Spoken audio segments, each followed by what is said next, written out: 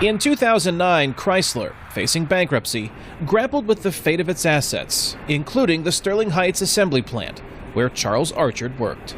Me and my wife both worked in the plant. She took the buyout. I stayed there, but it was a 50-50 chance that it could have went bankrupt. I took that chance. That chance paid off.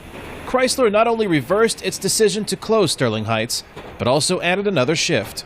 At this year's North American International Auto Show, the company announced that workers like Archard will soon be building a new midsize sedan at the plant, providing job security for the foreseeable future. Then we found out $1 billion going to be put into the plant, new vehicles and everything, so it was great. We're back. This auto industry, the home team for Michigan, is back. Democratic Senator Debbie Stabenow represents the state of Michigan. She says the Chrysler announcement is just one example of how the dramatic turnaround in the U.S. auto industry is reflected in this year's auto show. Today, we are seeing not only fuel economy, but great engineering, design, technology. I mean, it's all wrapped into one. One example of the change was evident at an event for General Motors' Chevrolet brand. Instead of showcasing smaller, fuel-efficient cars,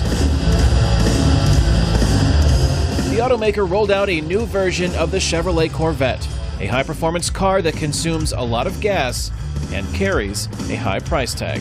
Yeah, I think you're going to find that we definitely are profiling our newest, latest, greatest, but that doesn't mean that we don't have a lot of emphasis on fuel efficiency across the board. In fact, GM's Christy Landy says sales of fuel-efficient compacts like the Chevrolet Spark and Sonic are up 10% this year from last year.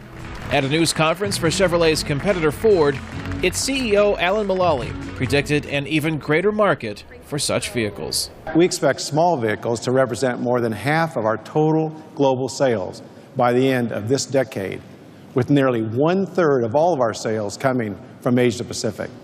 That's good news for Ford workers. But the state of Michigan, home of the U.S. auto industry, still has one of the highest unemployment rates in the country, about 9%.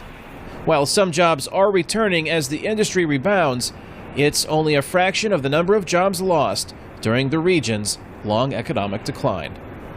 Kane, Farabaugh, VOA News, Detroit, Michigan.